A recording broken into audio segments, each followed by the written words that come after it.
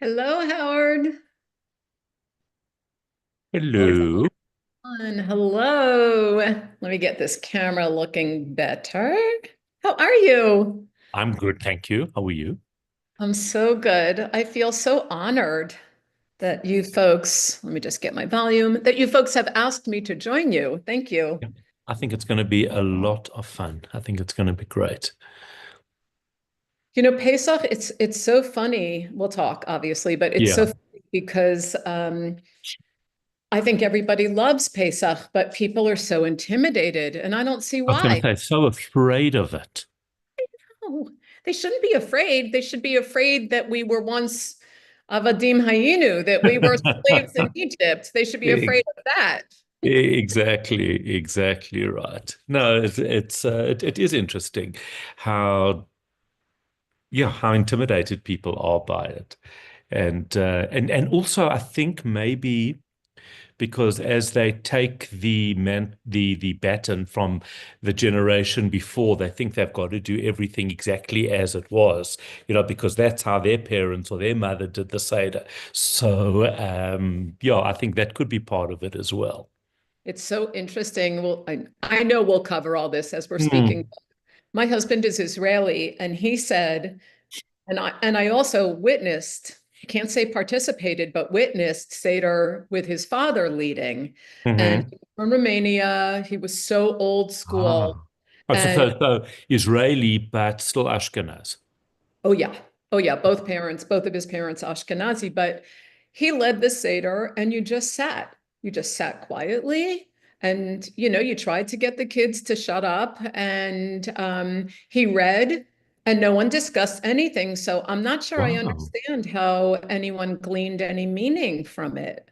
Yeah, that's so So I interesting. feel I feel like we're so lucky to be in a different era where, Mm, mm. at least around our table, we're really interested in dialogue. We want to talk and ask the kids what have you learned and why is this important and how is it relevant? And without it, I don't know how we've survived, frankly. Well, that is so interesting. But I think that was part of the European style, which was a problem because I think that's why we did lose so many people and generations, that whole generation along the way, because it was very, now it's my turn to speak at you and I'm going to instruct and then you'll maybe do the same. But people didn't do the same when That- they had That's alternate. exactly right. Yes. And Yeah. also, in the States, with so many denominations where we have Mm, mm, flavors, right? We have Reform, we have Conservative, mm. we have Orthodox, we have what we call Conservadox, which is kind of how Oh, I grew up, right. conservative, but yeah, we A kept, little bit more. Yeah. yeah, like our shul was a little bit more Orthodox, but so we have so many different flavors, and then we were all educated a little differently, I think. So different ways of being open Mm, mm. to conversation, and I think that's really benefited us. Yeah, I definitely think it does. Where are you based now? I am in Connecticut, which is in Okay. the northeast Mm, of the US. It right, is right, lovely. it is so cold today that I just put my soup on my porch to cool. And Fine. we call it like Chag HaAviv. Yeah, I yeah. like Well, and yet here we're exactly the opposite, of course, because we're going into the fall, we're going into autumn. So it's completely upside down. And in fact, this is the first time in a few years my son and daughter-in-law who live in Israel are not coming because my daughter-in-law is Sephardi and she finds Pesach so difficult here with this Ashkenazi family in South Africa. So it's so interesting just to see the different influences and styles across the world. and where does your daughter-in-law's family come from Yemen. They're in Israel? Yemenite. All four of her grandparents are Yemenite, and they're very steeped in that Yemenite tradition, which is beautiful, really amazing. But Pesach is the one time that we can't really, share the different foods because it's just, for them it's a lot easier. So do you love going to Israel for Pesach? Yes. So it's if we're going to a hotel for Pesach, it's great because then everything's there. But when we found um, 2 years ago, we didn't do a program, and it was quite difficult to find the food that we could eat, the non-kitniot food. So we actually struggled with it a bit. Yeah, it's both. But the truth is that there's such a value. It's a lot of work, obviously, doing it at home, in your own home, but it is also so much more rewarding. It really is because everybody gets involved, and you don't just get involved on the Seder. You're involved for days and weeks before. So that's really, it's much more responsibility, which actually makes it more rewarding. I think the best thing and the reason that we're all so lucky is that we're mobile. We can move, you can spend Mm, stuff there, you can spend money absolutely. at home. Maybe you'll come to the U Yes. for Pesach one day. It's Yes. our mobility, I think, and our Yes. 100% right. and things. 100%. Yeah, Just want to check on Dina. go ahead. I see that. Good evening, Howard. Good evening, Liz. Hello. How are you? Ellen, Good, thanks yourselves. I'm Gina is going to be good. joining us shortly. She's Yeah, got I a, just checked up on her. Dylan, where are you calling in from? I am from a slightly wet and cold Hines North Johannesburg. It's Um, been raining here non-stop, what, for weeks, Dylan? Howard, I don't know whether I'm a weatherman, but I feel like this whole year has rained. It hasn't stopped raining the whole year. Yes, it's been insane. I know the Vol is overflowing, which is great. But I generally feel like it's just been raining Well, and it's not raining so and raining. great now for the people living downstream. They've just opened the fifth sluice gate. The So, fifth, I heard it was the fourth the other day. Wow. nope, Okay. now it's number five, and they're warning people of flooding in the area. So, What's a sluice gate? So the main one of the main dams that feed this area is called the Vaal Dam, and they have two systems to release the pressure if it gets too full, because obviously you can't risk the dam wall bursting. So they have valves which let water out slowly, and then they have these massive gates. It's called a sluice gate, where they just open this gate and the water gushes. It's quite unbelievable to see. And they've now opened the fifth gate, which means that anybody downstream of there is going to be flooded, but they have no choice because the dam is 106% full at the moment. So it's quite scary.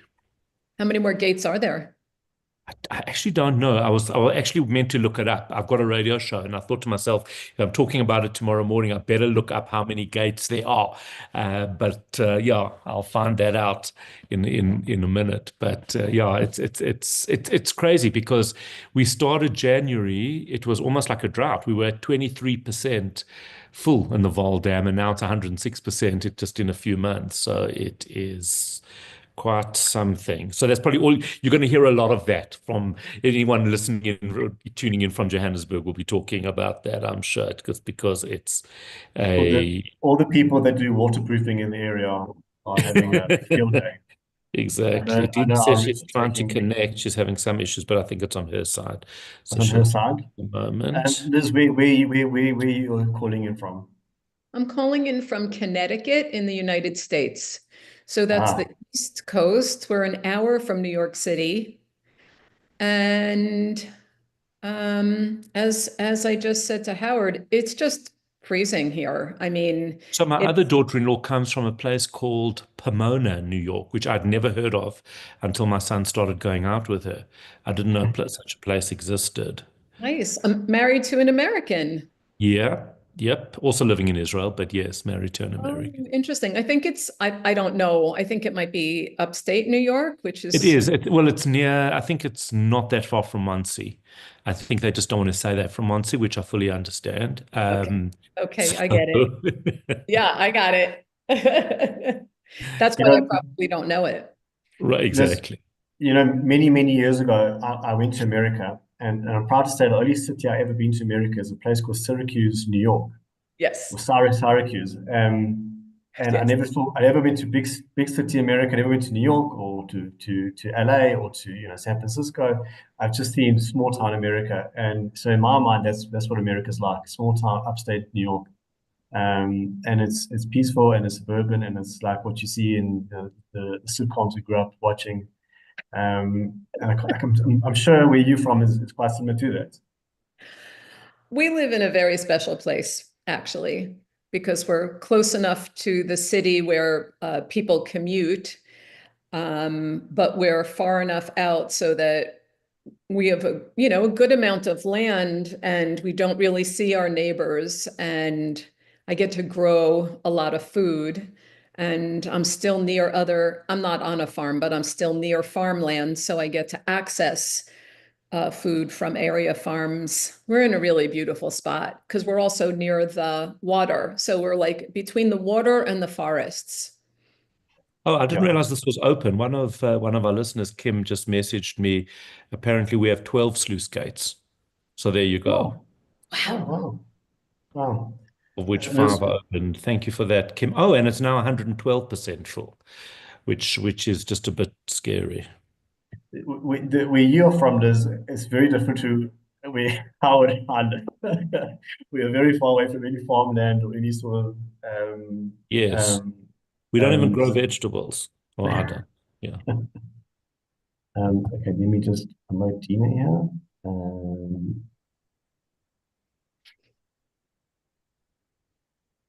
Okay, Dina, are you with us? There we go.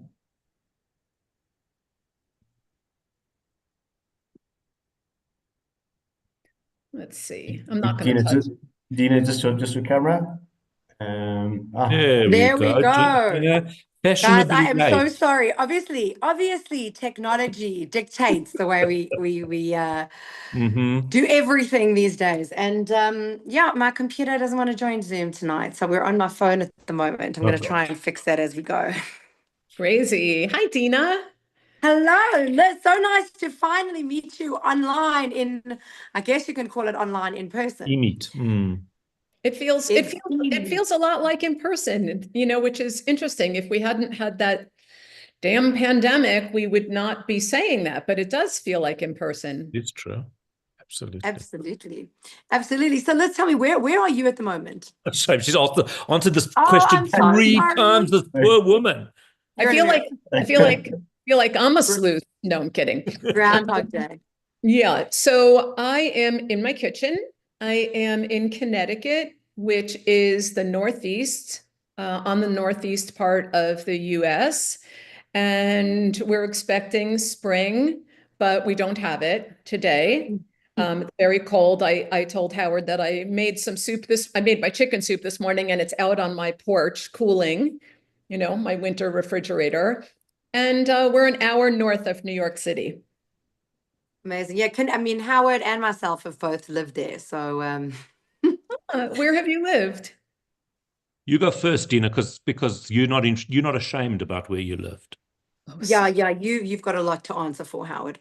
So I actually lived in Manhattan. I lived in New York City for just under 3 years, which was incredible, incredible. But I do understand where you are, where you finally get to like, oh my God, it's going to be warm, yay, and you're not going to have to wear your gloves and your coat and everything else, and then yeah, spring has sprung, and then the Mm. blossoms start coming out, and it's beautiful, and it I don't starts know. I getting never really noticed warm. that.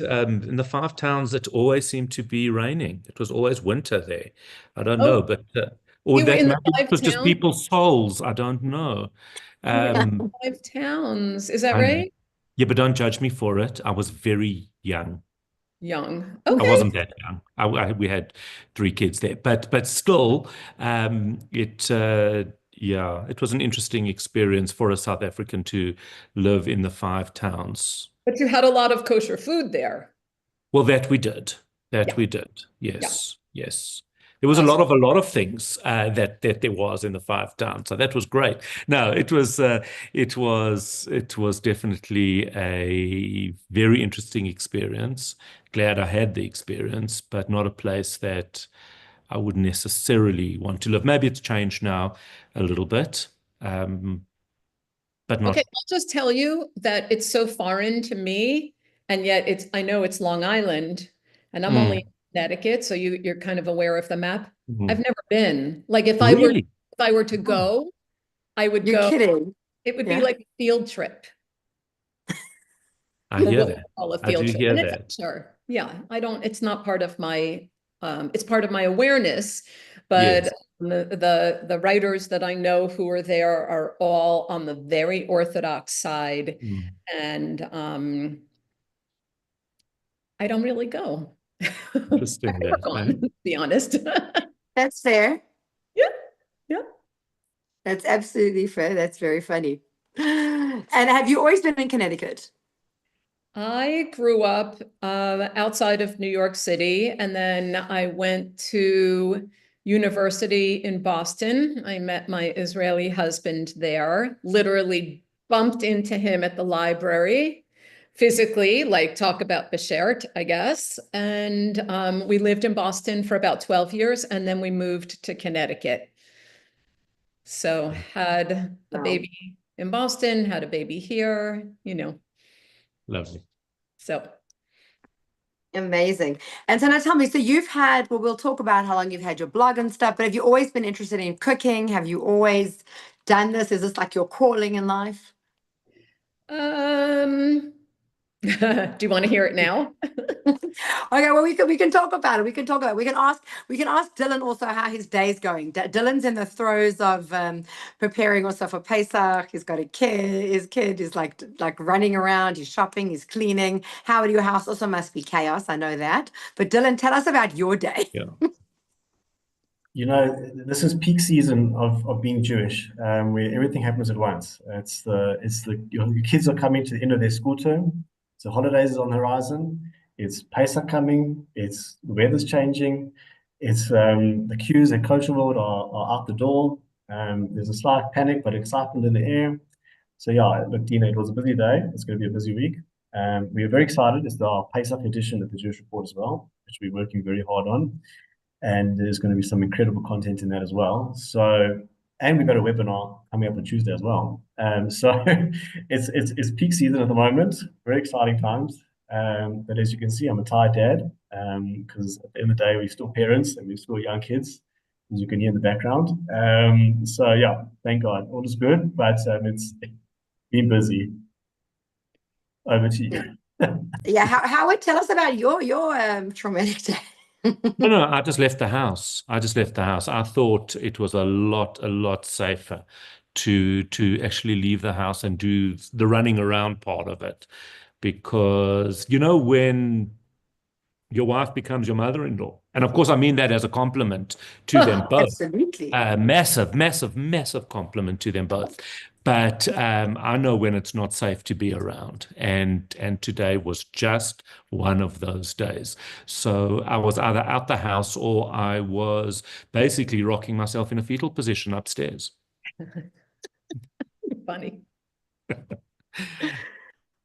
So yeah, but it was. But that Listen, is what I tell happens. you, This mania, like going to the overtakes. shops, going to the, and going to the. So Liz, we have a couple of, certainly here in Johannesburg, there's like the Kosher World Kosher Circle, where you've got all of these things happening. And then there's another place up the road, which is, some of the butcheries and all of that. And then the most dangerous roads are the roads between them, where you just see people, in their own heads flying down these roads because they realize they've forgotten something back there or there, trying to find parking, mowing each other down.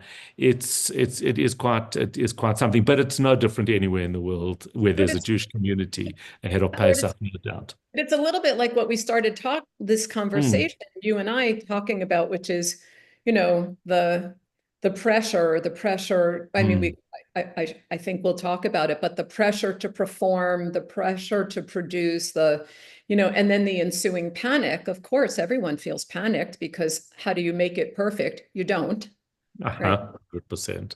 And it doesn't have to be like your parents did it, right? Well, that's right. That's what Maybe they actually weren't very good at it. That's right. That's right. Yeah. But it's also like, are we like, are we expected to do what our parents do? And that's actually a very good conversation. And Yeah, so we actually it also started having talks that into the food. conversation. Liz was talking. I mean, Liz, I don't know if you want to tell about your experience with your in-laws, and that was just very, very different. Um, Yeah. so So you know what? We're gonna get into that. Should we go live? It's already 7 o'clock. Let's start our webinar officially. And then we can get into all of this. So, all right. So we are officially live. So, Dylan is the man who is controlling all the buttons tonight and all the technology. And he is the one we rely on, even after his crazy day of trying to get everything organized. So welcome to everyone to I think it is the 179th webinar of the South African Jewish Report, which began, yep. See, it's been a long journey since COVID. yeah. And we've had a lot of content, and we've had a lot of different people from all over the world that have joined us, that do come in, do listen to the webinar. We will also be asking everyone where in the world they are joining us from, because we have viewers literally from across the globe.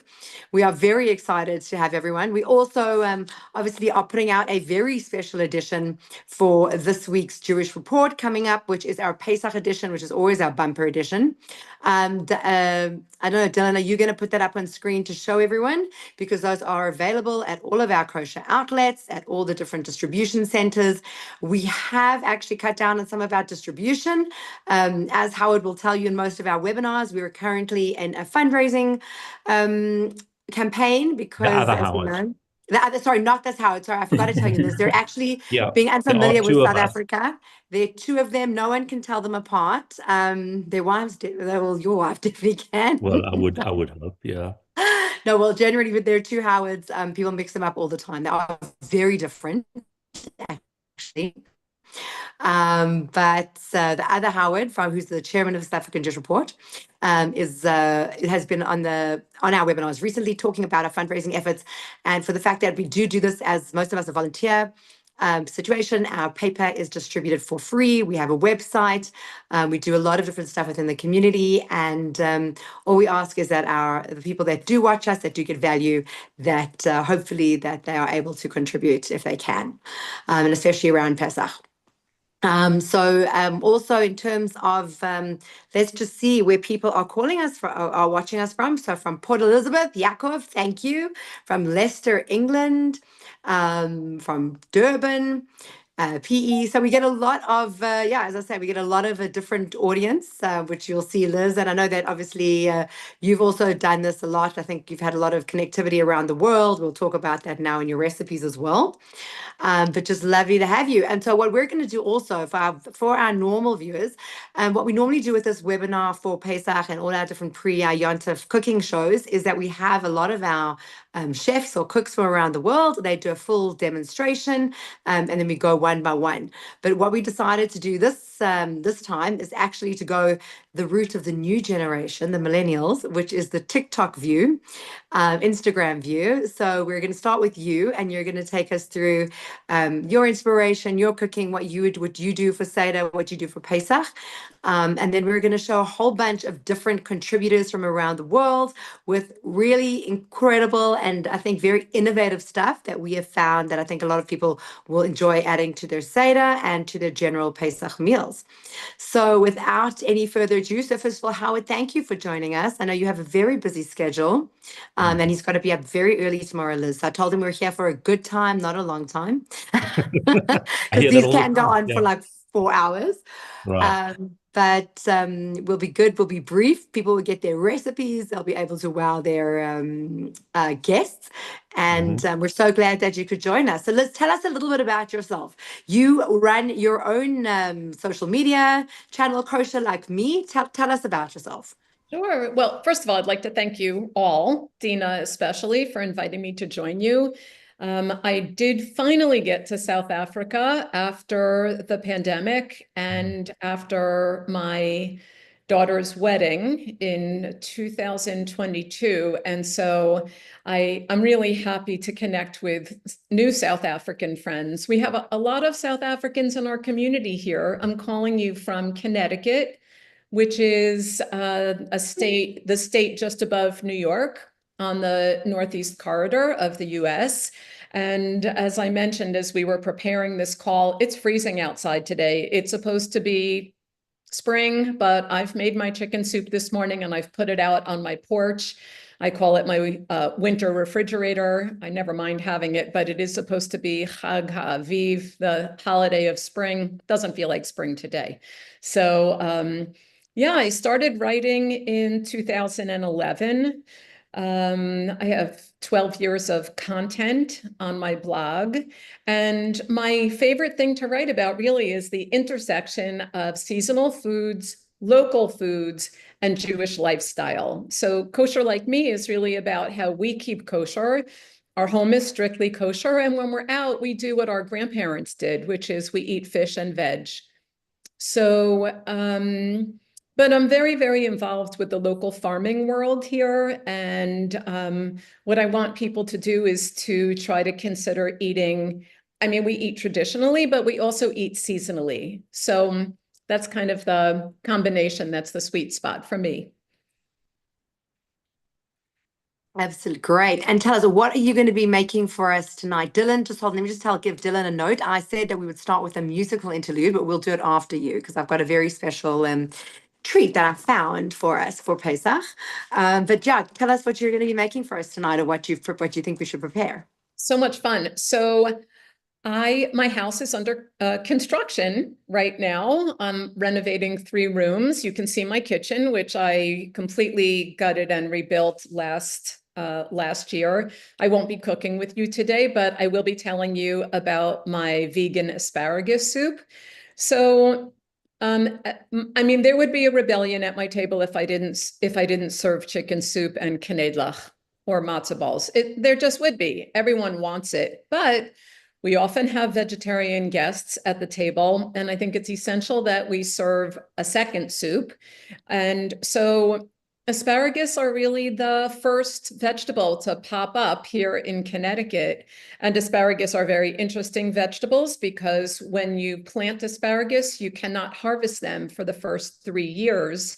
After that, they grow and they repeat for 20 to 25 years. So it's a very interesting crop. Growing up, we always had asparagus at the table for Pesach. And so this is a super simple soup. You can freeze it and you do it all in one pot. And do you have that picture, Dina or Dylan? Yeah, I'm bringing it up now. Sorry, Dylan's going to put it up for you. But how did you know that about asparagus? Did you know that you have to harvest it for so long? No, I actually thought you just bought them at the supermarket, but I'm not an expert on that. Right? Well, you know, they taste completely different. This was South Africa a few years ago, where the camp where we were, they have a culinary school and they're teaching people, I think, from all over South Africa about cooking for guests from all over the world with different dietary needs. And they brought me into their kitchen and made a whole kosher chicken meal for me. And the kids were so respectful. They were all in their late teens or early 20s, and they were so proud to host me. And this is a picture of the 2 head chefs there. It was really something. Okay, so this is not a beautiful photo, but you know, cauliflower is the secret to making creamy soups. If you don't want to use nut milks, and if you're going for a parve, dairy-free soup, asparagus does wonders and helps the texture to become creamy. You know, asparagus can be quite woody, so you want to make sure to buy really good asparagus, and this is everything in the same pot. Asparagus, shallots, garlic, cauliflower, and I do use organic broth that I purchase at the store. It all gets sautéed, it all gets simmered, and within 30 minutes, it's ready to go in your blender, and the results are super delicious, and it benefits from being in the fridge for a couple of days because asparagus, as we all know, can be very stinky. And if you give it a couple of days to relax in the fridge, it will be less stinky, believe it or not. So I don't know if you have the photo of the completed. Oh, this is I went on an asparagus hunt in Back to nature shop. I That's love so it. funny. yeah, in Israel, actually, a few years ago. So my husband is Israeli, and Howard and I were speaking about this. You know, I love going to Israel for Pesach because, frankly, I just love being off the hook from all the prep. And this was searching for asparagus. It was not easy to find, but we found them at a farm outside of Haifa. Are they And this difficult to grow? Yeah, this is what they look like. I mean, they're crazy. When you sort of pull back all of that green, you find the stalks, and they need to be harvested, you know, promptly because otherwise they get dry and woody. You've probably had woody. You know what I mean by that, right? Like woody asparagus, not good. You want them crisp, right? So there they are, crisp. And you know, when I roast them, I just barely remove the stems. The other trick is just to snap them and let them break where they will. And when you snap them, they will break off where the part that you don't want can be discarded. Amazing. Okay, and yeah, no, but also I know in Europe you get those, it's those big thick white ones. Yeah, the white ones are crazy. I think it has to, I guess it's a different variety. I'm not really familiar with them, but this is the finished product. That looks It's amazing. like a beautiful green. So if you want to talk to the kids and sort of highlight the fact that it is a chag of the spring, a chag Yeah, ha'aviv, that's lovely. green is beautiful. And I blend it until it is velvety. I want that texture. And then I top it with either toasted almonds or pistachios. Lovely. So this is another dish And that, I have to tell you that Howard is definitely a meat man. I'll tell No, you that. I happen to He think that actually did that is vegetables, something that I Howard. would like very much. Really? Yeah, He used to yeah. be, Surprising you all the time, Dina. I'm telling you, you are, because he was quite shall we call it an anti, I won't call it vegan, but more, No, because vegans irritate me. I can't help it. They're annoying. It's not the food they eat, it's the personalities. And they give vegetables a very bad name. They do. one of the things, you know, when I started writing, I mean, vegan was like really unusual. And now we don't call it vegan, we call it plant-based. And I am none of that. I am what they call a flexitarian. I don't even like any label, but Yeah, we eat everything. 100%. We just don't eat trafe. Exactly. That's what we Exactly. don't eat. That's what we No, don't eat. but yeah, that's exactly right. And I think that looked that looked incredible. Really, really amazing. It's got very pleasing mouth. Howard, you've come a long way. I'm very impressed, Howard. You You know, have come it's all a long about, it's a journey, Dina. It's a journey. He's cool. You know what I think it is? I'll tell you, I think it's just Mm. about exposure. You know, if you find You're right. You're a friend absolutely who correct. makes beautiful plant-based food and doesn't talk about it through the whole dinner because that's what's so annoying, or Exactly. doesn't use processed foods like some of these plant-based burger stuff. I mean, that is disgusting to me. So these are not, these are beef burgers, and I made these with a friend who's from Turkey. And he was explaining to me that leeks are very traditional on the Pesach table, which I did not know growing up in an Ashkenazi home outside of New York.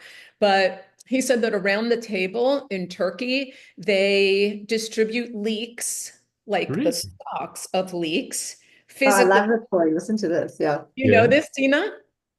And they encourage them to, especially the kids, to sort of, I'll use the word beat, you know, to beat each other with the leek, Oh, wow. to remind the kids that Adim Hayinu, we were slaves in Egypt. And in fact, unfortunately, we were beaten. And somehow they incorporate that into the food, the Turkish And that's Jews. specifically Turkish. Yes. Yes. Incredible. I So didn't know. these are delicious beet burgers, and I learned them with a friend whose family comes from Turkey, and he's actually returned to Turkey now. Yeah. Wow. And people are already asking, what is your web page? So you can find her on Instagram, and you've got your own website. Do you want to give us those? Sure. I'm much more active on Instagram at this time, sort of trying to figure out what my next steps are. So on Instagram, I am at Kosher Like Me. And my website is www.kosherlikeme.com. Absolutely. And then also on your website, we found, which I think is absolutely fascinating, you have 8 different recipes for charoset. Now, like every year, we look at different recipes. We think, what are we going to do on Pesach? What are we going to make our status different? But I think charoset has always been like sacrosanct, or we haven't really messed with charoset, especially not the Ashkenazi Jews in South Africa. Give us a view on what different charoset that you have on that webpage, because I thought that was absolutely fascinating and very interesting. Very interesting. Well, there's a lot on the web, as everybody knows, that are, things called listicles or roundups, but I don't really do roundups unless I think they're really important. And I thought that this was really important because the more I started writing and the more I started connecting with other Jewish food writers, the more I learned about foods that were completely unfamiliar to me. So I wanted to do a roundup of charoset recipes. And this one, I actually made notes because I wrote this quite a while ago. This one is dates and walnuts and sesame seeds and nigella seeds. And the person who created this suggested that you use it more like a chutney at other times of the year. It is so delicious that you really don't want to save it just for Pesach. I don't know about you, but I would never consider making something like charoset at another time. But this one is so delicious with the dates. It's so pasty that you could use it as a rugelach filling. You could use it just as a simple coffee cake filling. So that's what this one is. Yeah. And Howard lives with a family of chefs, so I'm sure he is going to be tasting this very soon. And I'm allergic to almonds, so I was quite keen. I'm quite interested in this one because it's charoset without the almonds. Nice. Yeah. Well, there are a lot of other nuts used in this series of recipes. And I would say it would be super fun to put these out on a buffet, or down the middle of your table, not just the Seder plate with all of its symbolism, but, little dishes for everyone to pass around and taste. We grew up in a very, there's a term, I don't know if you've ever heard it, but we call it Ashken normative. Have you ever heard of that term? It's a good one, right? I haven't, but I hear of it. I love that. So we grew up in a very Ashken normative culture. I really didn't even know what Sephardic Jews were. And now some of my best friends, no, I'm kidding. Some of your best friends are Sephardi. Look at that. I think that's true, though. Very, very true of the Johannesburg community. We are very, very Ashkenormative. What is it? Ashkenormative. Ashken normative. Your view is very Ashken normative, right? Right, which is absolutely right. Grandparents from Germany. That's what we knew, and it's so interesting and so wonderful to start coming across different cultures with different foods. It's brilliant. Absolutely. And then Liz, I mean, I was just going to say, you wrote through the whole range, eh? I do write about the whole range because my grandparents on one side came from Poland and my grandfather was a baker. So I grew up with very traditional Jewish baked goods, and they were mostly kind of basic and super delicious. And, I would kill for a rugelach right now. Like I mean, a rugel, but the more I got involved in the Jewish food media, the more I understood that there were so many other traditions. I mean, an Ethiopian friend of mine who has a beautiful restaurant called Zion, as in Zion in Harlem in New York City, just released her cookbook called Gersha. And You know, it's all about her Jewish life as an Ethiopian Jew, not just in Ethiopia, but also in New York City, also in Israel, where she was in between. So the more we read and the more we're aware of the worldwide community, I think the more exciting it is. Absolutely. And people are asking us where they are going to get these recipes. So obviously they can go to your webpage to get those recipes and to your Instagram. But we will also, everyone who's registered for this webinar will be getting all the recipes and all the links for everything that we do tonight, Please. tomorrow. So everything is at on my blog at www.kosherlikeme.com. And Dina, if I haven't sent you the specific blog posts, I think I did though, but yeah, that's where you will find these. I'm already on it for Pesach. Yeah, green apples seem to be a favorite because they're a little more tart. And as I was doing this research, I saw a lot of pistachios, which I found very interesting and delicious, of course. And if you're allergic to any of those other nuts, pistachios are generally a really safe one. Absolutely. And I want to get to the one as well. Are you going to go through all of them? You can go ahead. I'll tell you what's, I think show us, Dan, you can scroll through them because also people go to your website to get these or to your blog. But I think also, I mean, this is a recipe that made its rounds. It is not original, but here in the US, they call it matzah crack, as in addiction to it. And it's great if you do it dairy with butter and you just melt the butter and the chocolate and it makes a caramel and then you can top it however you like. I called it tropical because I did it with dried pineapple and I think pistachios, but I can't remember what the other dry, maybe apricots. That looks like pistachios there. Yeah, but you can also make it parve, but you know, I don't love the mouthfeel of dairy-free. I try not to use it, but you can make it. For the vegans. For the vegans, yeah.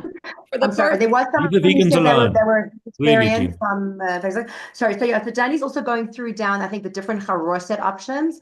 And there's even a charoset option with tequila, which I was quite interested in. I thought that was very innovative. There was a Mexican twist on charoset, which I loved. Yeah. You've got a Turkish twist on charoset. You've got all of those. You know, the one that I love, do you have the image of the one that's bright orange? It looks like squash, but it's not. It's bright orange in a bowl and it's not chunky. It's a blend. It looks like a blended. Yeah, but Dylan, that was one of the last ones on that page. See, this is why we need Dylan. This is why Dylan is our man. Oh, everybody needs a Dylan. Everyone needs a backup. So hopefully he'll bring it in. But it does look like, that orange squash one was also very, very interesting. And as I said, like charoset for us, I think on a Seder is like just standard. No one messes with charoset. And this is like really, like, I think quite out there. Yeah, so then Dylan, you can even just scroll down and you'll show us. So there's this is a quick flash of your life before your eyes. It really is. No, it's not on. I don't think it's on there. That's all the pictures I have, unfortunately. Those are all the pictures I got from my side. Dylan, you've done well. Don't worry. Everyone's going to rush over to her blog and they're going to go and find their 8 recipes that they're all going to magically produce for their guest as a surprise on Pesach night. And we're going to over, oh my God, what was that word? Ashkenaz. There's a question for you is how do people take the move away from the tradition they've always known? What's generally been your reaction to that? It's a great question. So I've done a lot of kugel recipes. I don't love parve kugels. Whenever I do a kugel recipe, it's always dairy. Right. And so I've kind of riffed on that kugel recipe that all of us, at least us in the US, had. Not my vibe, kugels. Break fast, you hate kugels, you hate the sour cream, the cottage cheese. Yeah. Yeah, I know a lot of people don't like cottage cheese or that kind of dairy. Cottage cheese to me is diet food, and it's the sign of suffering and misery. Cottage cheese is misery to me. Is it worse than matzah? No, it's about the same. It's Cottage cheese and matzah is just my version of. Too crazy. right. You would equate cottage cheese with matzah. I'm not sure I'm on that page, but okay. No, definitely cottage cheese and Provita. Do you get anything more depressing than that? Yeah, but what I was going to say is that moving away from the tradition, I have to tell you that in the end, as much as I love creating things that are less traditional and I love researching, I just love researching and digging Right. around and talking to people. In the end, my family would revolt. They would absolutely revolt if I did not have Okay. chicken soup, if I Well, did that's what not. you said. Yeah, you can have the beautiful asparagus soup, but you're still going to have the chicken soup. Yeah, I mean, you have to have knedlach. We in the States, everyone loves brisket. We eat it a couple of times a year. Even if we're sweltering at Rosh Hashanah, we're eating brisket. No one cares. Right. So when I bring other things to the table, mostly my adult kids say, stick to the traditional, Mom. The readers love to read about the non-traditional and the things that are outside of our Ashken normative viewpoint, but they don't really want to make them. They really want to make what they know. And if that's the case, which I have found it is, the one thing that I really do try to impress on my readers is to try to incorporate more seasonal foods.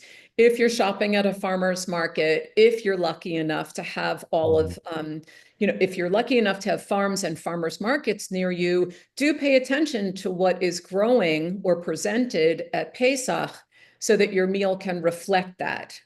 Because I think I once wrote a post called, "Why is all the food brown for Rosh Hashanah?" It's the peak of harvest here. It is the peak of harvest. So there is no reason to not have foods that are fresh and crisp and seasonal on the menu. Yeah. Right. And let's just to add to that, which something you wouldn't necessarily know, is because our currency is very, very weak, and because the Jewish community isn't that significant here in numbers, we've noticed over the last number of years, as we get to Pesach, there's less products that, let's say, are being imported for the ready-made products for Pesach, which means, and my wife and I were talking about it, it's actually great in a way because you go back to making food that is good quality food. You don't need to rely on some of the rubbish that we used to buy over Pesach. Yeah, Well, where we you had no choice. Yeah. But it's so interesting that you say this because I've been thinking later today, I'll be cleaning out my pantry in my kitchen. And it used to be, I still do, I clear out the whole thing. I bring it down to empty. I put everything in my mudroom. I seal off those cabinets. And then I bring in the things that I've shopped for. This year, I mean, I don't even know what I've shopped for matzah. I do buy matzah meal. So if I want to make those matzah rolls, lachmaniot in Hebrew, I make them and I don't have to grind my own matzah. But there's very little that I buy that's prepared now. And you know what? When you read those ingredients, it is frightening. Why would you use those ingredients? Those things were made months ago. They're full of chemicals, not to mention salt. Okay. Okay, so now on that note, let us go. So let's see, Dylan, are you ready with our first video? Because then you're going to help us. So this is actually on the asparagus note. I think you'll appreciate it. We're just going to keep the theme going and the natural. And this is an innovation on a good old fashion. Like, Jews love to eat salmon. It's a sign of, like, obviously in the old days was a sign of wealth. Every kid grows up now wants sushi. But let's have a look at a recipe which I think has done the rounds, but is amazing. And I think I've been sent it like 40 times. So I think we've got to show it and then we'll talk about it. It's amazing.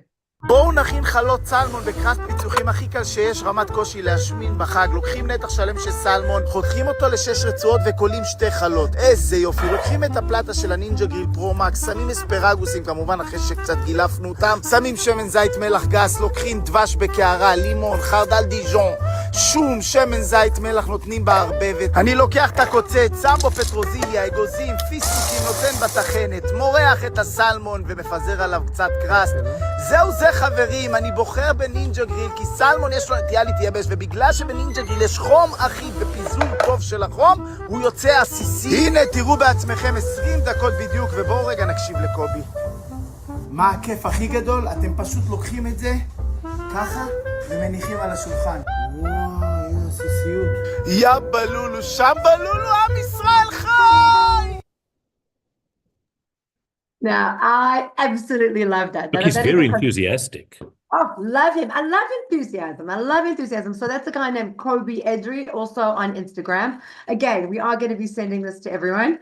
Dylan, what did you think of that? You showed up quickly. No, Tell us. I wanted to ask Liz to please translate. All right, so bottom line is, I'll just tell you what he basically said was, anyway, he just takes the salmon, he cuts it like in those thin slices, he adds 2 spoons of honey, half a lemon, 3 crushed garlic cloves, teaspoon salt, and then he does the sauce in pistachio, walnuts, and parsley. And then you put that in, they call that the ninja, which we don't have in South Africa. I don't know if you have it in the US. And he bakes at like 200 for 20 minutes. So that is in a nutshell. Again, we will send out these recipes, but I know it's very quick. And again, talking about the translation. But I mean, like, how innovative is that to cut up salmon? Again, I've been sent this a few times because I think it's outstanding. How would you even thought that? I did. I thought it looked incredible, actually. It looked incredible. About making that into a challah. Huh? You know, it's so funny because yesterday I spoke to someone who's very nervous because she has some non-Jews coming to her Seder, and she said, "Can I just speak to you about my menu?" So we get on the phone and she tells me the menu, and I said to her, "So are you scheduled for how you're going to, manage it throughout the week as you approach Shabbat and you approach the Chag?" And she says, "Oh yeah, so the day before." Okay, it's Shabbat, but for her, it doesn't matter. And she goes, the day before, I'm going to be taking the gefilte fish logs that I buy at the supermarket, and I have a recipe, and I'm going to be baking them. And I'm like, ooh, first of all, there isn't a non-Jew who would eat gefilte fish. We've seen this over and over again. We've seen the memes, we've seen the memes, we've seen, no one, not even the Jews want to eat it, although I love it if it's freshly made. It stinks up your house to high. I mean, you cannot do that the day before or 2 days before. So then I wound up backing up. Terrible idea. Such a terrible. Her, on your stove, if you do that, you have to boil. Yeah. You got to simmer your cinnamon or your citrus rinds because your house is going to stink and your guests are not going to eat it anyway. So I love what we just saw. Amazing, hey? I mean, I think that gets like 10 stars. My only worry about it that this recipe is the salmon itself. It's not, how do you cook it to the right, that it's not overdone, that it can't be easy. I know it looks cool and it looks really nice.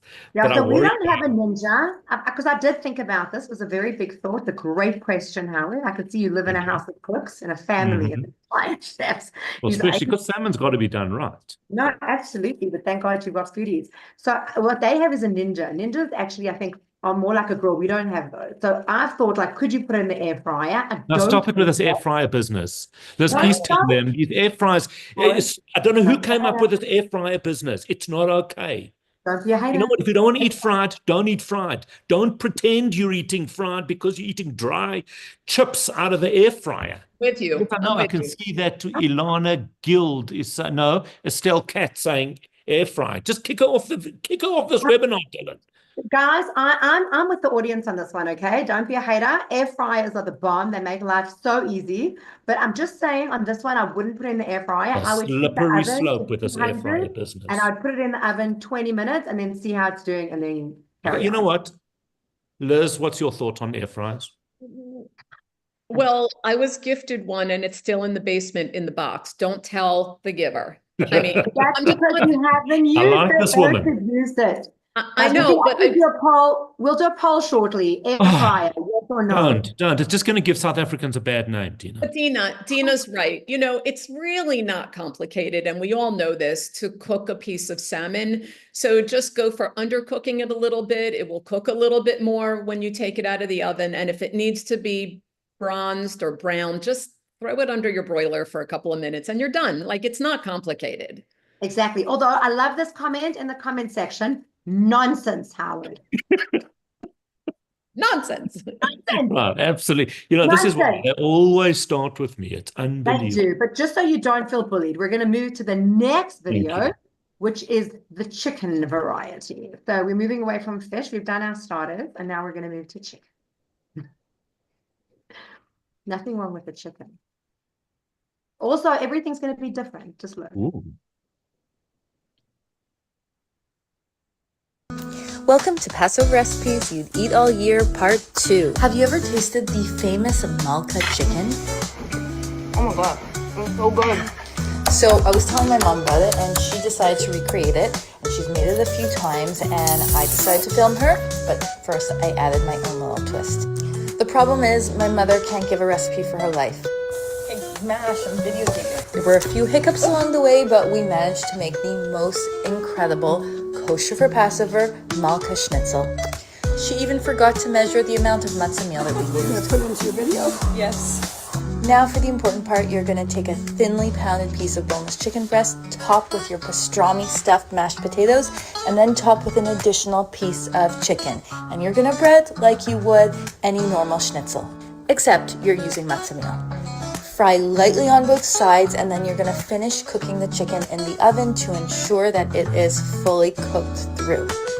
I can't wait for you to try this incredible chicken. All the recipe details are in the caption below. Happy cooking and happy Passover.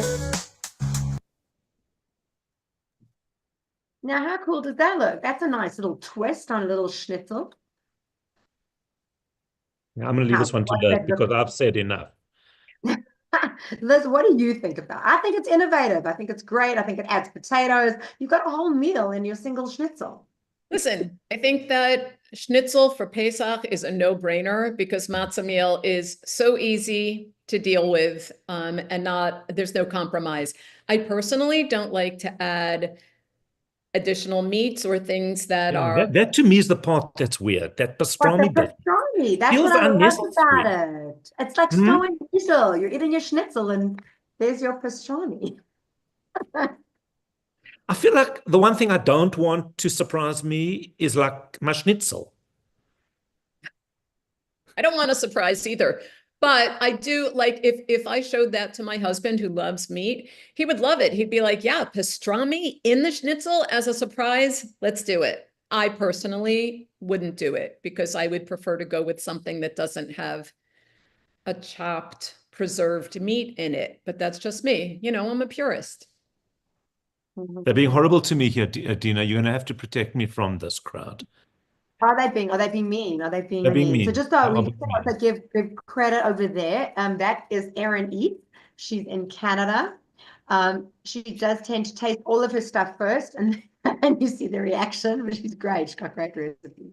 But don't be mean to Howard. He's allowed to have his own opinions, which he always does. Thank you. Just because you don't like pastrami in your chicken, I'm not going to judge you right now. Thank you, and I appreciate that. I'll leave your wife to judge you, Howard. I promise you, she's not making chicken schnitzels with pastrami. That I can tell you. I feel like your son and your daughter-in-law would venture in that direction. They might. So you got to keep it open. You got to keep it living. So you know what we're going to do next? Then let's look at the next one. We're going through like a full recipe because normally we don't get to give all of these recipes tonight. So we're going to say, guys, Seder, you choose what you like, what you don't like. I'd also love to hear, Dina, at the end of it, if we could ask people listening to choose one recipe from tonight that they think is the recipe. It'll be interesting to hear it, actually. I love that. Okay, we will totally do that. So, Dylan, we're going to have that poll at the end. What was it? You're giving you extra work, Dylan. Love that. Shame we make Dylan work very hard. I know. And he's got to keep it. Now I'm going to show us the Matzah, it's called, with 8-ton burnout, if that was the order. Look at this. The only thing better than matzah pizza is matzah mitza. Let's make it for Passover. Grab your matzah.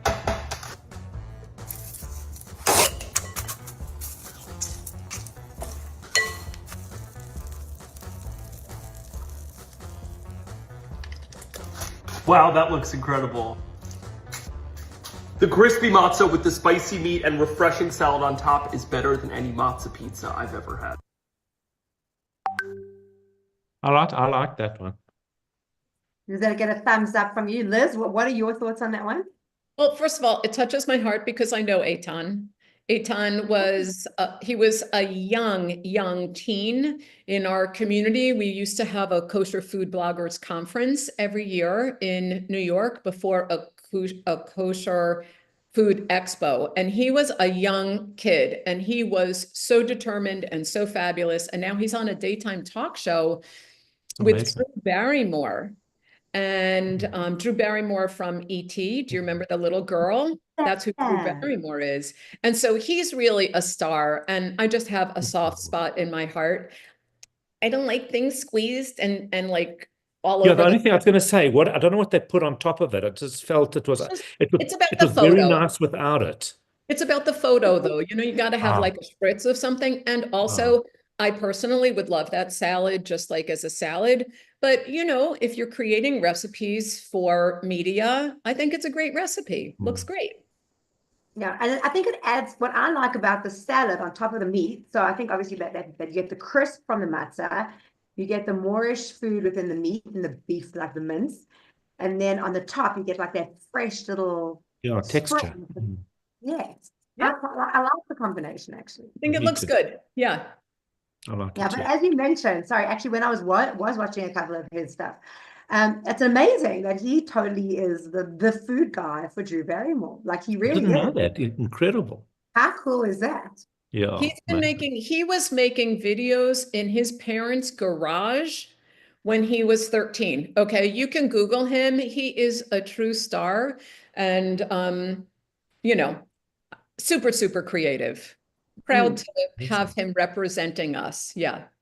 Oh, I love that you know him. That's awesome. See, doing the community proud. Again, small percentage of the world making big moves. That's right. I love it. And then there's actually another next recipe actually follows on from that. So that one was the meat one, but then we always need a milk option. So let's roll the next milk option. Sorry, Dina, it's the meat option now with Oh Dina's. no, okay, let's go with this meat option. We're gonna go meat. We've got another one just now coming up. Okay, so let's go meat. This is Adina Sussman doing her brisket, which also looks it's very brisket innovative. recipe, brand new for Passover 2025.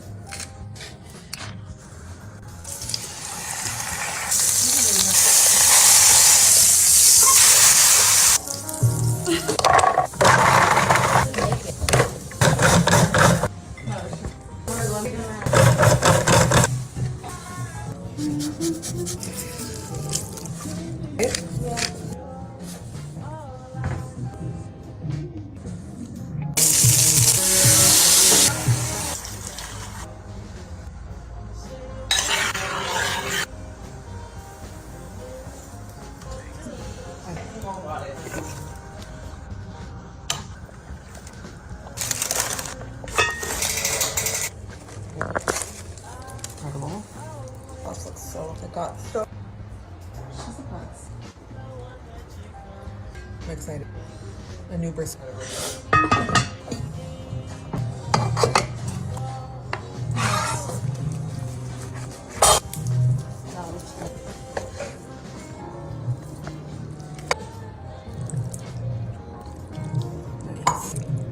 What's new here?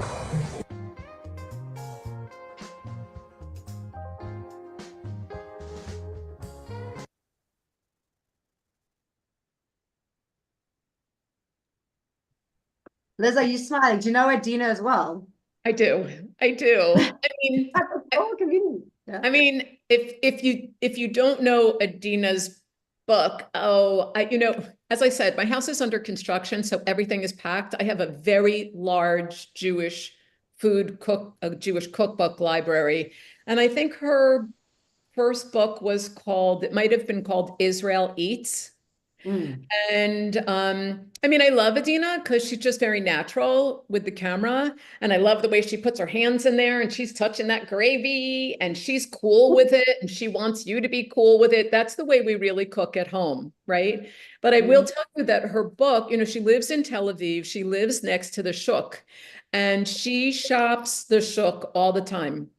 And I will say, having an Israeli husband and having spent a lot of time in Israel eating and going out, when I looked at her book, I was like, listen, I love Adina, but let's see what she does with Israeli food. Every single recipe is fabulous. Every single recipe is spot on. She is a superstar. She's the best. I love her. Yeah, and she gets very innovative. She also does like a Yemenite soup, which is amazing. Yeah. But what I love is like that in there is cilantro and there's what's in there? There's parsley and there's garlic and there's red wine, there's black pepper, there's tomato paste, there's white wine. Like it's just like a little like fruit salad of meat and like everything. It's amazing, like a total vegetable delight. Fabulous. It's fabulous. Everything she does is fabulous, really. We could probably go easy on that honey though, hey? It just felt like a lot. Sorry, honey's sweet. Honey is sweet. Now let us just see. So Kim Bash was joining us from Israel. She was shopping in the show. Wanted to bring her in so she could bring us in real life moment. Let me just see if she is on. Kim, can you hear us? Let's just see if we can get her. You are, and there we go. Oh, we can't hear you. Oh, can't hear you. So she was bringing us live footage. She is our Jerusalem correspondent for this webinar on shopping in Israel. Yeah. Kim, we can't hear her. Maybe take out the headphones. I think she's got headphones in that are stopping her from hearing us. No hearing, no. Yeah, you can see she's in the thick. Okay, can you hear me now? Yes. Oh, I'm sorry, guys. So now you have to hear everybody else around you. So, hi, and I'm sorry it's so loud. I'm actually, Dina, I'm not at the shuk. I'm at Osha Ad. And for those of you who know Israel, this is like the hypermarket on steroids, okay? And I thought if I got here early, that I would actually miss the lines, but literally it is absolutely packed to the brim, and it's Sunday. So we came last week as well, but it's absolutely insane. But it's an amazing place to shop because it really is everything here. You don't need to go anywhere else. You have absolutely anything you could possibly want for Pesach. They start turning over. I start getting nervous after Purim when you start seeing all the shelves being cleaned and they're like, oh no, okay, now it's time for Pesach. And anyway, so it's a little crazy. I'm sorry my earpods aren't working because then you're going to hear a lot of the background noise. So I'm really, really sorry. No, we're not hearing the background noise, so that's good. Kim, is it difficult to find food without kitniot? You know what? I think some of the shops that I go to actually cater for more Ashkenazi clientele. So it really depends on where you shop. But you do have to check everything. But no, it's very, very easy. Pesach in Israel is incredibly easy. You even the restaurants are unbelievable. The bakeries, you feel like you're eating bread. But it's just amazing what they can make now with potato flour. I really don't feel like you're missing out on anything, really, here. It's very, very, very easy to keep whatever you need, here. So. And are there a lot of tourists? What's happening with the situation? Has it kept tourists away or people coming in still? There are tons and tons of people here. People start flying in, I would say, from yesterday, people are starting to come. The hotels are full. It makes me so happy. Yeah, that's good to hear. So many people here. The hotels are full. And it's just great to see. I live in the old city. I'm very blessed to live in the old city. And it's great to see so many people around from all over the world. I actually had South Africans for dinner this Shabbat. Amazing. And Kim's actually in real estate there as well. So that's also not slowing down. Hey, you're still selling property right, left, and center. You know what? During Corona, everybody thought that the market would crash. It didn't. We were selling sight unseen during Corona because nobody could come into the country. And since the war, October 7th, the market is strong. I think with the rise of anti-Semitism, people are understanding that there is no other place besides Eretz Israel, besides Israel. Even if those people are not making Aliyah, they do feel that it's the best investment that they can make, not just for themselves, but for the future generations. And prices of real estate, unfortunately, are not going down. But the demand is incredibly high, especially for our North American clients. And funny enough, since Australia has had a little bit of anti-Semitism all of a sudden coming in there, it never used to be like that, but that's unfortunately now more clients of mine from Australia are actually contacting me to buy real estate in Israel, which I never really had so much If you let before. her go on any longer, she's going to sell us an apartment. There's no doubt. Listen, Howard, it's No, but I about think it's time. fascinating. When you're coming, when you're coming. Listen, just to keep a one-day Pesach, especially this year. 100%. It's worth it. Sold. This year is worth it to do it. Exactly. So, and I always say to Dina, everybody's always welcome. If you're ever in Israel, you're welcome to come to me for meals. We love having guests. Awesome. And Thanks, next year in Israel, next year in Jerusalem. Hag Sameach, everybody. Hag Sameach. Thank you, Kim. Have a beautiful Chag Sameach, and thank you for giving us the update live on the streets in Jerusalem. Please wish me luck and that the lines are not going to be so long. You should have brought somebody put them in the line before you start your shopping. What do you mean? I already sent one of my kids to start the shopping already. Anyway, God bless everybody. Be well. Take care. Thank you. Bye. You know, I thought I'd just throw that into the mix, the live shopping in Jerusalem. I like it. Because we're not traumatized enough by our own day. Listen, it's amazing. What she said is crazy. It is. So there's a question, a question for you is this need to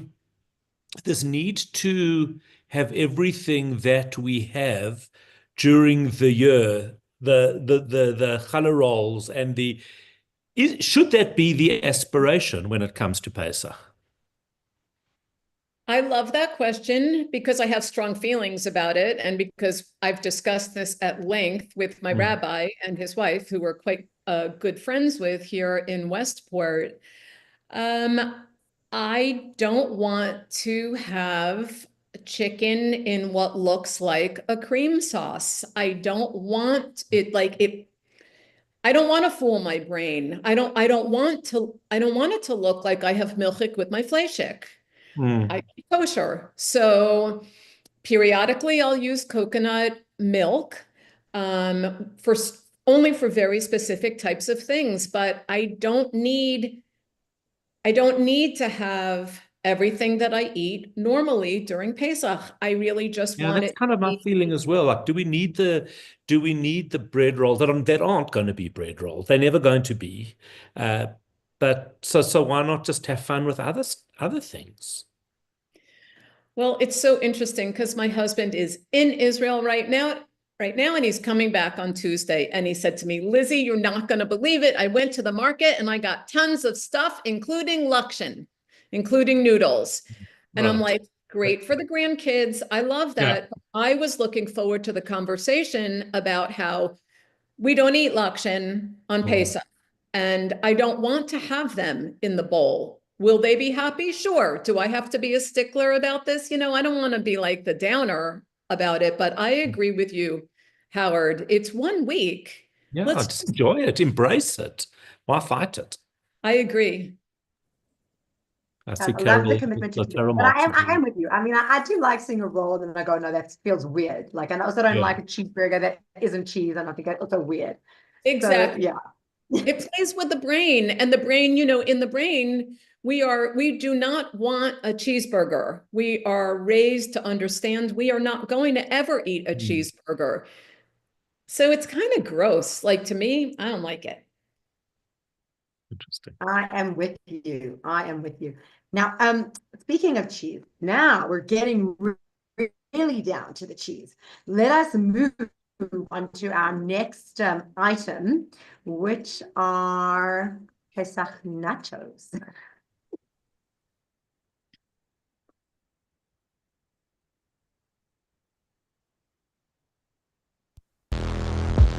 I was a robber, first time that he saw me, stealing hearts and running off and never saying sorry. But if I'm a thief, then he can join the heist and we'll move to an island, and he can be my jailer. Virgin to this tailor, every love I've known in comparison is a failure. I forget their names now, I'm so very tame now, never be the same now. No, I see how this is gonna go. Touch me and you'll never be alone. Look, Tiara So was those, just another level. So that is Amy Becker. What do you want to eat? What you want to eat? Too funny. Do you know her as well? Not only do I know Amy, not only are we friends, but we co-wrote a Pesach cookbook together years Oh my ago God, as that's an experiment. And it was called, don't try to find it. It was called Four Bloggers Dish.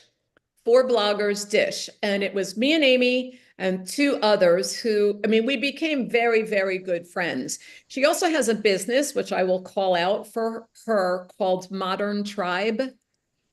She is one of the funniest, the creative, most delightful people I know. And she was one of my first friends in the kosher food world because we are not the team. So we were like, ooh, neither one of us is wearing a sheitel. So I adore her, and nothing wrong with Pesadika nachos as far as I'm concerned. Good. It's not that No, far. absolutely. Yeah, delicious. From actual nachos. But apparently the secret, just with that, and I think she puts it in her recipe, which again, I'm going to repeat because we're always going to get this. We're going to send recipes, we're going to send links, is to actually toast the nachos before, because you don't want soggy matzah for your nachos. So you actually have to break it up, and you actually put it, you pre-bake it again in the oven. You put a little butter on it, and then you put it back in, and then you go with the cheese, the avo, the guacamole, all of those kind of things on top. Well, also, I would point out that this is such a great dish to make with your kids. It doesn't matter how old they are. I mean, if they're 3 or 4, they can participate. If they're teenagers, they're going to want this. So I consider that a win-win. Yeah, absolutely. But she's definitely creative. I mean, one of the posts is actually so funny is when she's getting ready for all her Pesach cooking and stuff she's going to do. She's in a full matzah outfit. She's got a matzah dress. She's got a matzah. Okay, so the tiara was just a tip of the iceberg. Oh, yeah. Oh, yeah. She's very, very funny. I love that. Love that. So, yeah, no, that was absolutely great. And then you actually alluded to it earlier is we're going to also talk about, like, we've done like a lot of the mains, the courses, etc. So we're trying to give a little view for everyone of like a little bit of touch of everything. So the next one, you actually spoke about the matzah crack, and I know. Yeah, I was hoping we were going to come back to this because that looked very nice as well. I'd have a webinar in Pesach about matzah crack. So there's actually the next one that we're going to talk about is Eat and Eat, and that looks at a honey sesame matzah, which has the same basis, but everything has a variation on it and how you do it. Yes. So we shall try that. My honey sesame candy matzah from Tahini Baby. Sweet, sweet brown sugar. Honey. Ooh.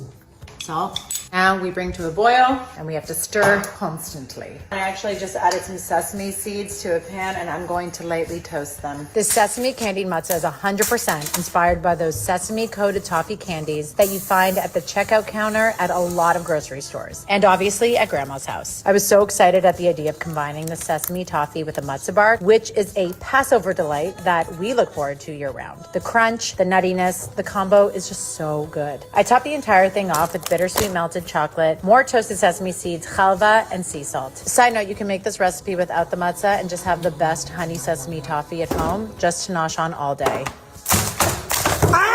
Can't wait for you to make this one. Recipe from Tahini Baby, of course.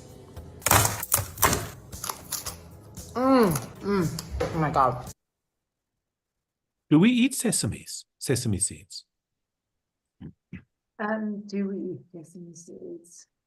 Isn't it Sorry, sesame. You think we don't eat sesame? I think it's it's optional. It depends on what team you're on, right?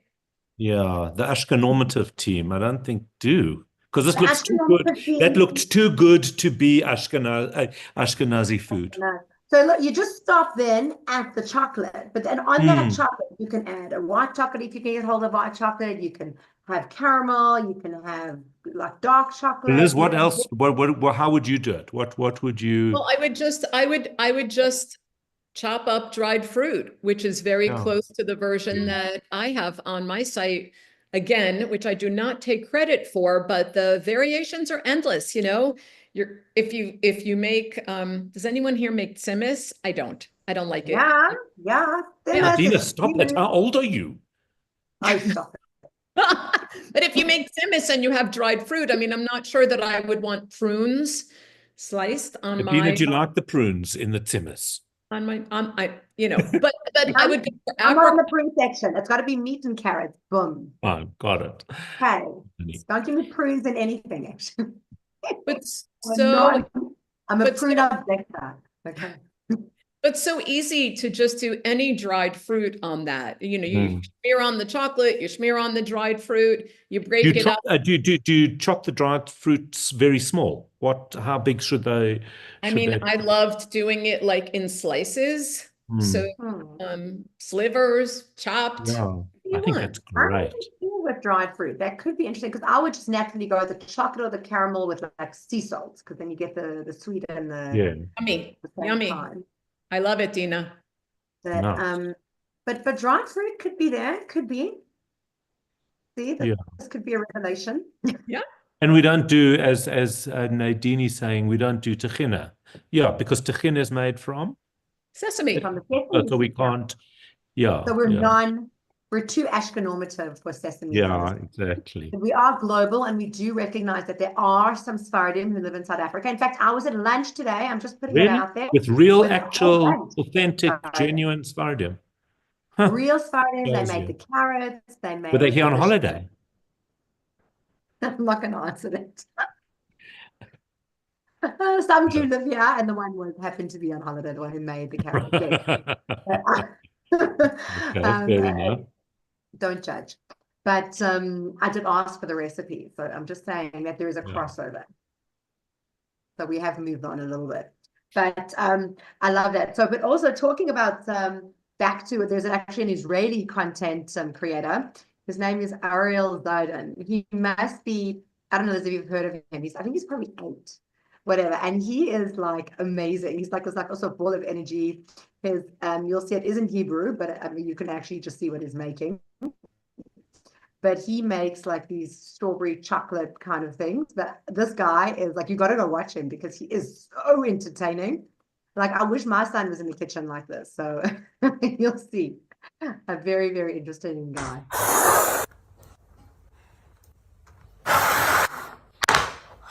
Putting strawberries in also.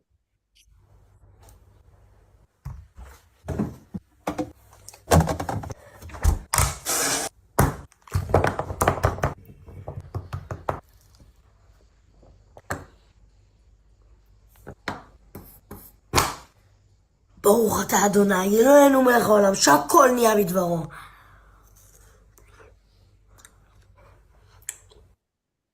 Dina, you'd throw your son right out of the kitchen if he was making a mess in your kitchen.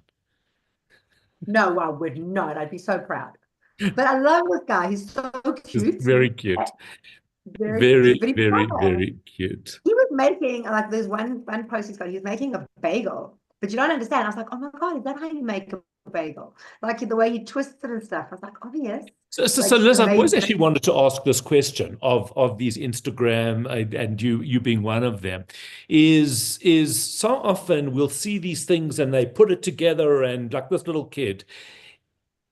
How many takes does it take or in order to make it look like that? Because it always looks so easy when you're watching it on Instagram and then you wonder, is this real? It's a vast amount of work. First of all, most of this material, a lot of this material is original. So it's, from concept to shopping to testing again, getting your kitchen really looking good. And it takes many takes. Yeah, what do you mention?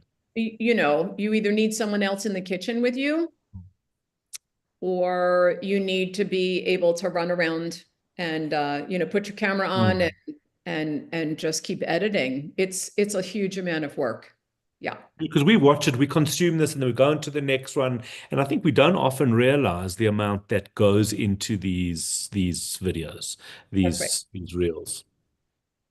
Well, and it's amazing because what it is like you literally take like an entire recipe, which takes forever, and you just crunch it into like 2 minutes, not even. And you've got to get the audience to get it. Yeah. So there's a lot of in there. I remember as a child we used to watch Keith Floyd on BBC, and I think cooking shows have come a long way since then. Yeah. Because it took hours. Yeah, no, literally, like I think that is exactly. Thanks, Dylan, you're right. Or remember all those cooking shows, but also we had nothing else to do. We weren't on social media. We weren't running around. Like that was our entertainment. We wanted to like hang on every word. We wanted to watch it. We weren't multi-watching on 5 screens at the same time, multitasking. Yeah. Like that is what happens. It would be interesting to go back and watch an old cooking show because then they'd prepare the next stage, which they'd bring, and it's amazing that anyone had the patience to go through that. Well, also, I mean, there's a big question of how does one get paid for this kind of work? So someone like Eitan Bernath, who now is a daytime TV star, I mean, he worked and worked and worked and worked and wore a kippah, which I haven't caught him on Drew Barrymore's show, so I don't know if he's still wearing a kippah. I didn't notice. But someone like Amy, who was wearing her tiara that said Dayenu, she started a side business, which is now an important business. It's called Modern Tribe. And she sells all sorts of, I don't even want to call it Judaica, but like fun, often kitschy Jewish stuff. Oh, lovely. So, she how much freelance work can you do? I mean, I know all about this. I do some teaching. My husband is the primary breadwinner. I just, it's hard, to spend so much time doing these videos. So what motivates you then? What motivates me, I think, is my teaching, because I have literally 2 farms sort of flanking where I live. Well, not literally, but 10 minutes away from me. And my audience is interested in knowing how I make this happen. And so they feel, inspired and encouraged. And so that's what motivates me. So it's a passion project. Yes. Yes. And, I'm always looking for freelance work for writing, but it's a very competitive field out there.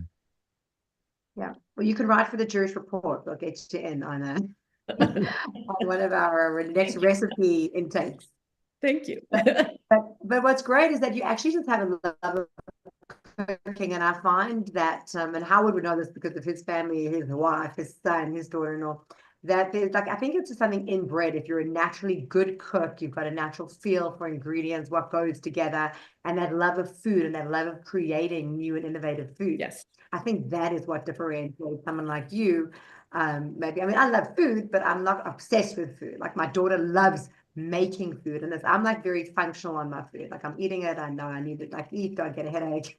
Carry on. I like good food, but I don't live for it. My husband, my daughter live for good food. It's also become, And I Dina, it's think also that's become what a lot more, I think it's become a lot more, I don't want to say acceptable because it's not the right word, but people are really, when we grew up, and my mother made sure that we could all cook and we were comfortable in the kitchen, but that was quite unusual. You know, the boys weren't in the kitchen and they didn't really get involved in this sort of thing. But now we're seeing that people are quite happy and, you know, excited to get involved, even from a young age, as you're talking about, you know, your kids. So it's interesting that. Sorry, a comment just came in. Sorry, everyone. Simmus to me is a no-no. It's like putting your meat in hot fruit salad. Ooh. Look, my late grandmother No, made it's the not worst hot. simmus in the world. So I You just don't. have carrots and meat. That's all you need. I don't, again, no fruit. I'm not into any made fruit. And honey. Yeah. Oh, it's just. Yeah. But while we're talking, is it traditional to eat simmus on Pesach? I thought simmus was a Rosh Hashanah food because of the honey and the sweetness. When did simmus sneak its way into the Seder? I My think we family need to be makes lines, guys. We need rules. Otherwise, it's going to be chaos. Well, imagine if the rules were that you cooked what you found in the marketplace. Imagine. You And imagine. you Yeah. don't need to construct the rules. In I those mean, days, you know, apple cake was a traditional dessert for Rosh Hashanah because it was apple harvest in the Pale of Settlement. If you found an apple tree, that's when you were harvesting it. I mean, you know, It's so true. We've kind of lost that connection a bit to that were imported. Exactly. No one was importing in those days. In fact, I just have to tell you, there's a great story. So when my great uncle and my grandmother, they came across from Lithuania, and when my great uncle wrote a book, Sidney Seif, the late Sidney Seif, and in the book he writes that he was on the ship and he was on the way to South Africa, and what happened was that he had seen when he was in like Las Palmas, something like that. They were on the ship and there was this new fruit that he had never ever seen, and he had two questions. Number one, how to eat it, and number two, what bracha to make on it. So what he landed up doing was eating the whole thing. And what was it? It was a banana. So like that They'd never seen a banana. Coming from the Pale Settlement, coming from Lithuania, never seen a banana. That's I right. love that story because it's so, I think, indicative of how the world has changed and the access we have to everything, like global. Like we just one big global village. So I just love that story because it really shows that we take stuff for granted these days, that everything is available at all times. But actually, in times of old, not too long ago, it really was not the case. That's right. Absolutely. Now, with that, and speaking of sweets and desserts, we're going to move into and I know again you'll know of her, Sivan's kitchen, and she makes an almond cookie because for dessert, who also doesn't like an almond cookie? So here we go with that one. 5-ingredient almond cookies.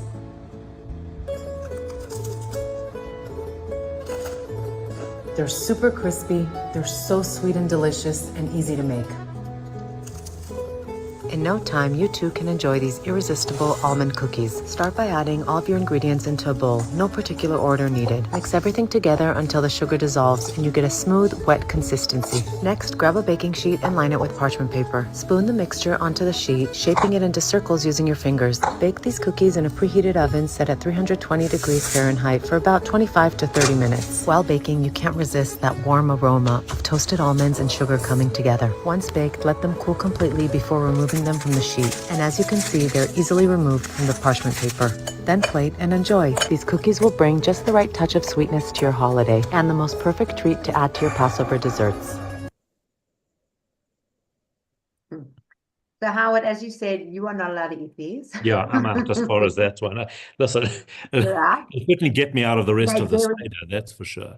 And I got in trouble because I called them cookies because that's what, I mean, I lived in the States as well. Yes, Gavin, they're biscuits, okay? We are in Africa, they're biscuits. Come on, Gavin, But be they nice. can also be cookies. Be open, be wild. So Liz, yeah, we also have a few different words, as you may have noticed, for a few different things. And so yes, those are biscuits, almond biscuits, which look actually very easy to make, and actually really probably you can just add to your dessert tray for a Seder for any day of the week when you're feeling lushy, and God forbid you haven't eaten something in the day and your sugar's low and you need sugar low, something so and you can't eat dangerous. anything. No. Pack them in your lunchbox to work. So I think those are delicious. Delish, do you make those, Liz? I don't make those, but I think it's a great recipe. I think that we don't have to struggle to make things complicated or process driven. This is a simple recipe with simple ingredients. It takes no time at all. You're not fussing. I love that. So I say yay, love that. Thumbs up. Howard, what was your official, even though you don't eat almonds? Yeah, it looked very nice. I think it is good to have, nice to have things around in case, God forbid, you have a sugar low. But, and, we wouldn't want that. But yeah, I didn't know that about your almonds because I did know a few years ago also when people started drinking different kinds of milk. I remember once on your radio show, and it stuck with me. He always goes, I didn't even know that almonds lactated. Well, I didn't. It was news to me. But yeah. So I've never really, I can't go near the almond thing, but which is a terrible pity because I do love marzipan. But it's just one of those things. It is indeed. So with that, there is the last one. This one is also actually back to your friend, back to Amy. And I love this because I think you can add this. You can either add this to the beginning of the Seder or to the end of the Seder. I'm not going to tell you what it is. I'm going to let the next video roll and we're going to discuss it. It's so cute. It's Manischewitz Jello shots. I started making these in college. I won't say how many years that's been. And I've been making them ever since. I even served them to synagogues during my cookbook tour. Anything to sell books. Anyway, these are so easy to make. Just replace the cold water on the recipe on the box with Manischewitz. Wish you could smell this, just like a Friday night oneg. You could even do half vodka too for a Seder to remember, or to forget. Now the hard part, the waiting. Then they're ready. Can you have a Seder without them? Sure, but why would you want to? L'chaim. She's just so funny. True. But I've never thought of adding that to a Seder. I think it's a marvelous idea. It looks fun. And maybe with the vodka. I just don't know how it'll freeze. Yeah, Right. It's not going to freeze. And Do the you think- 4 glasses. I mean, I was those. going to say, do you think that counts as one of the 4 kosot? Like if everyone got like a Jello shot, but then you got the question of how big the Jello shot has to be, how much wine does it have? Yeah. How many moles? Rabbinical opinion. Mm. There might be some rabbinical input required on the Jello Yes. shot. What do you think? And then can you add other colors? And then it actually, because my mother also back to original and traditional things. I mean, you don't actually see it often, and in the States, obviously, it's Jello. In South Africa, it's jelly. And my mother always used to make, especially for, like, I think even in a Rosh Hashanah or a Seder, like 3 colored jelly. So it would be like a robot. It would be green, orange, and red. And it would be all I'm sorry, exciting. Dina. But I I love just your don't mother see dearly, jelly but that anymore. actually sounds horrific. It was amazing. You do the green, then you let it set, then you do the orange, you let it I understand how one would make it. I just don't understand.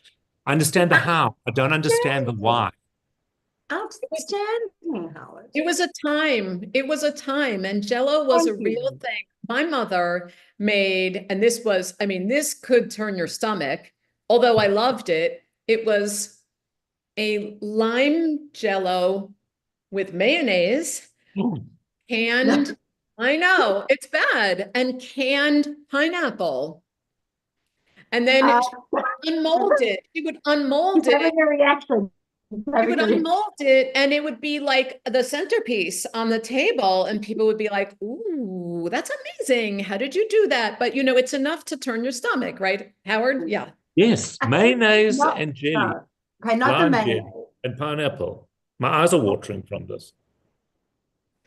I can get the pineapple in the jelly, but I can't get the mayonnaise. I think that's a no from me. I never cared enough to explore why it worked, but I don't care.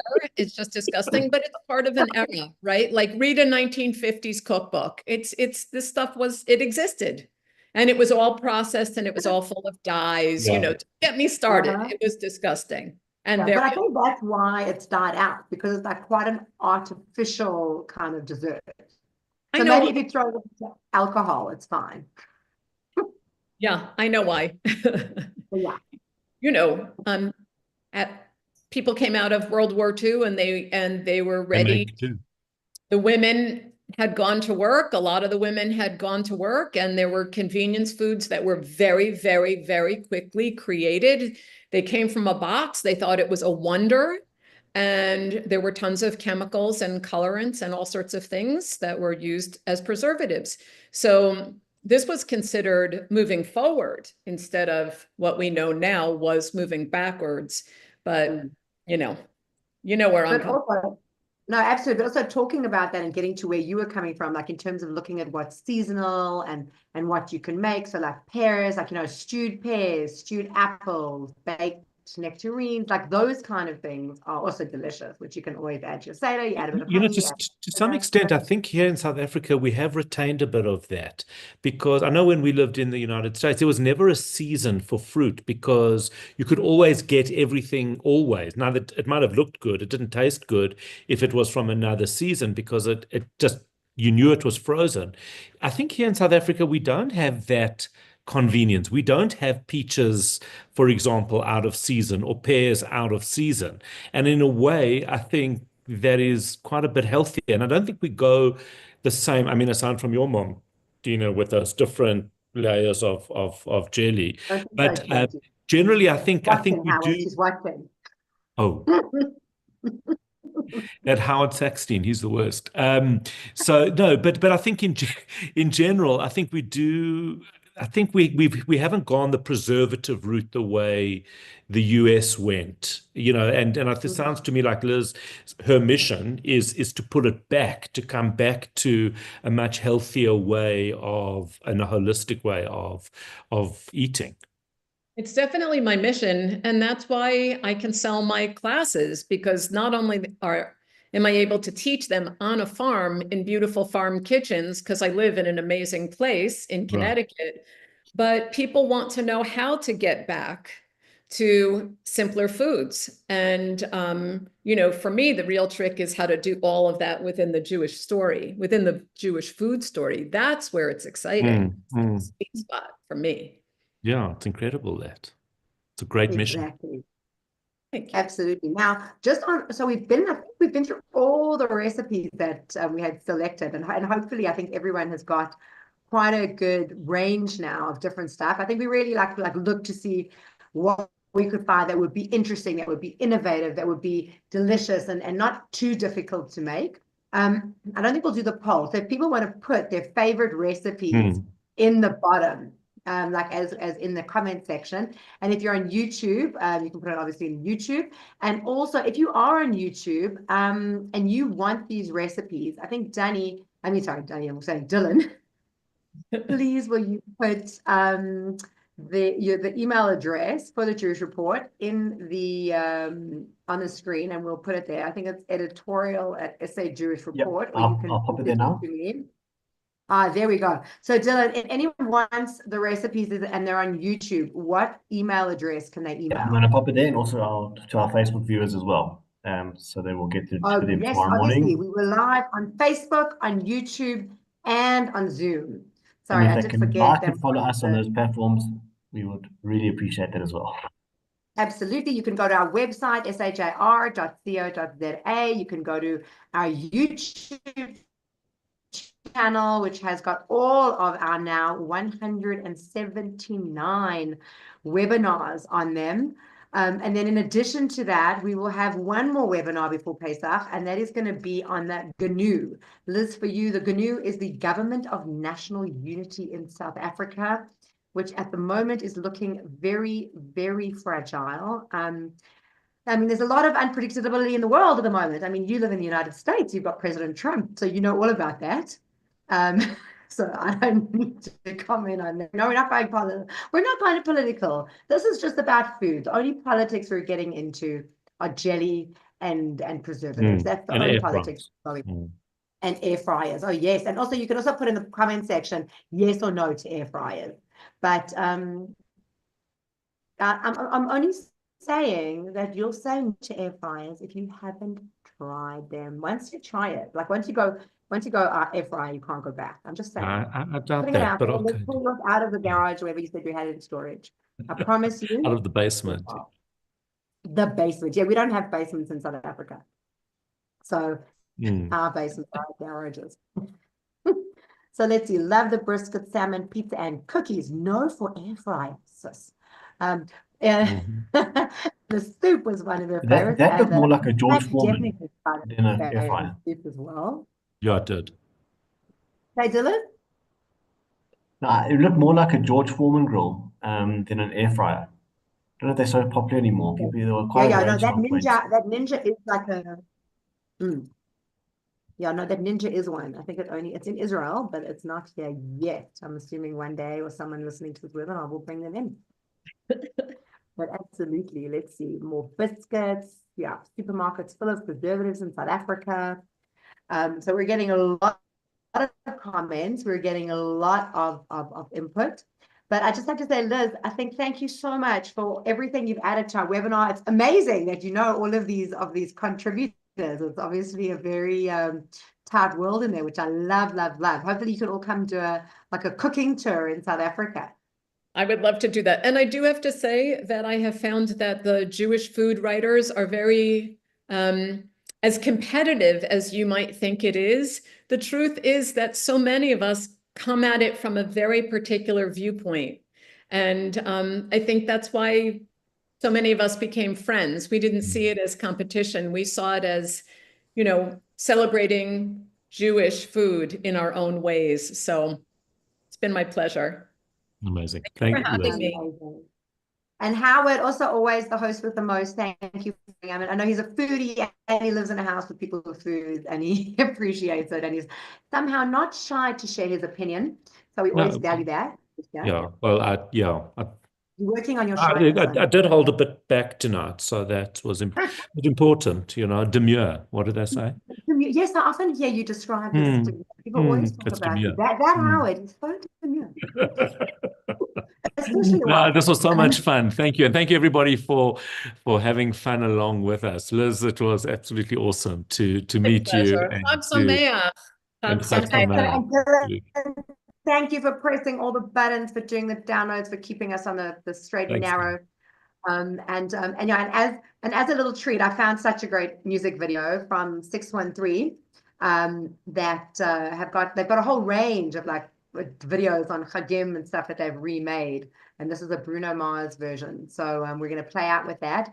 But thanks to everyone. May everyone have a Chag Kosher v'Sameach. And also, don't kill anyone in the aisles, guys. It's only Pesach. We're going to eat food a week later. Don't stock up for 6 months. It's only 8 days.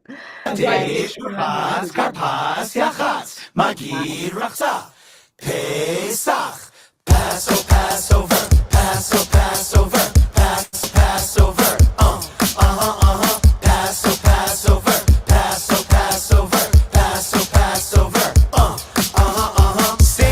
Seder plate, parsley in my roar, hoping Elijah will appear, red cream, red wine, Seder is on, we'll give you a delicious meal, Don't you know that we were free from slavery?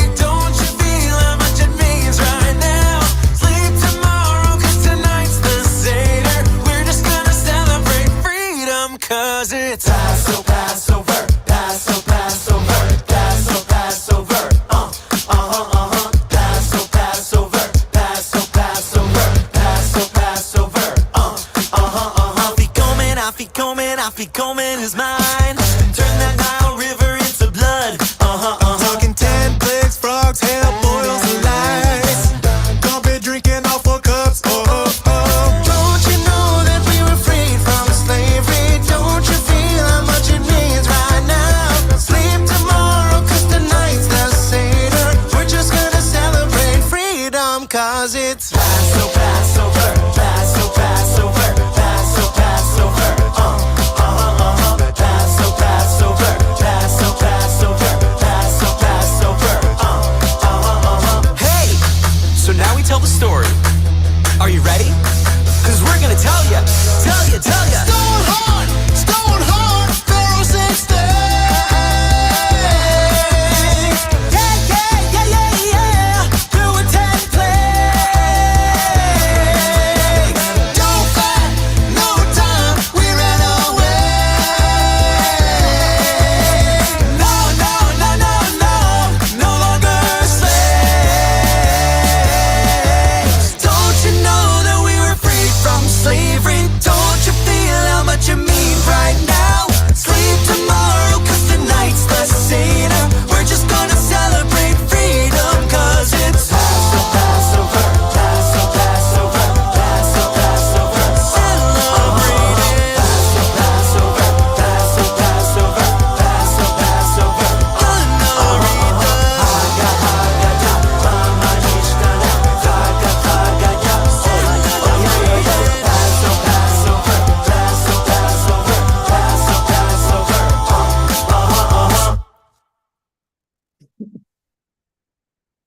And there we go. Absolutely, I love that. I absolutely love Love that. that. So That is so 6:13, cute. obviously, the mitzvah. Great, huh? So great. Awesome. Thank you, Thanks, everyone. everybody. Thanks, Samaya. Samaya. Bye, Liz. Samaya. Bye. Bye.